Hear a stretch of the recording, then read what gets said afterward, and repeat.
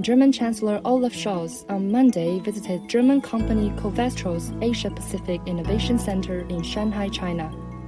As a global chemicals giant that has been in China for over 20 years, Koovestro plays an important role in supporting China's green transformation.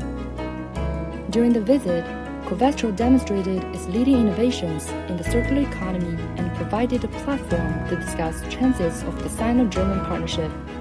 We are inventors because we invented two materials, famous material, polyurethane and polycarbonate. China is one of our top markets.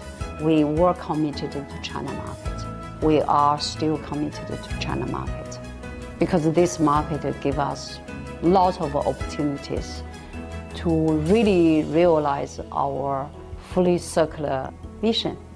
So we are pretty positive about China market.